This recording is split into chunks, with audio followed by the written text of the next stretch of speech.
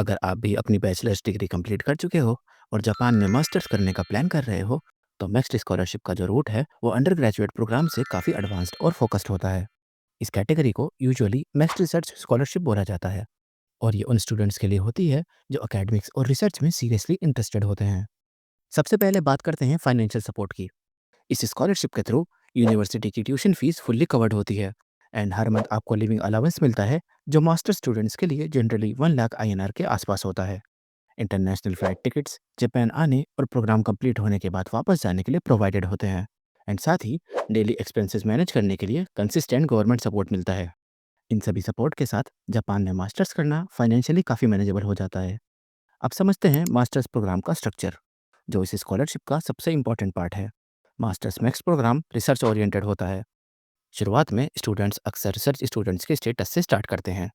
इस फेज़ का पर्पस होता है अपना रिसर्च एरिया क्लियरली डिफाइन करना, यूनिवर्सिटी के प्रोफेसर्स के साथ काम करना एंड लैब इन्वायरमेंट और एकेडमिक सिस्टम को समझना।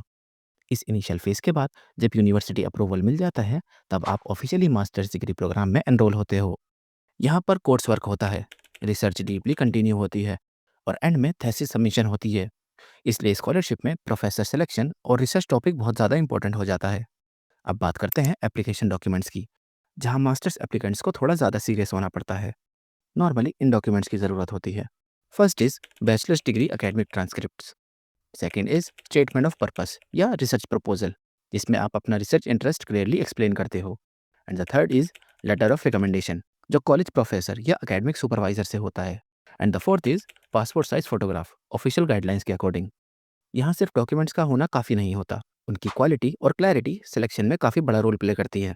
एप्लीकेशन प्रोसेस की बात करें तो मास्टर्स नेक्स्ट के फॉर्म भी यूजुअली अप्रैल और मई के टाइम पीरियड में ओपन हो जाते हैं, जिसे आप जापानीज एम्बेसी के थ्रू अप्लाई कर सकते हो।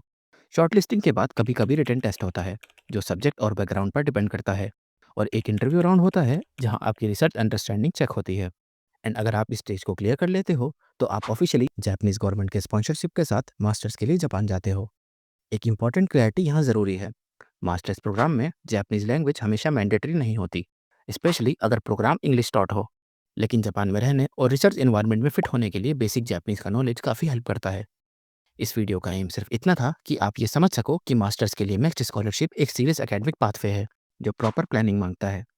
एंड अगर आप मास्टर्स के लिए नेक्स्ट स्कॉलरशिप का step by step process, research proposal guidance और प्रिपरेशन रोड मैप चाहते हो, तो कमेंट करो मास्टर्स और मैं आपको डिटेल्ड इन्फॉर्मेशन आपके DM में शेयर कर दूंगा।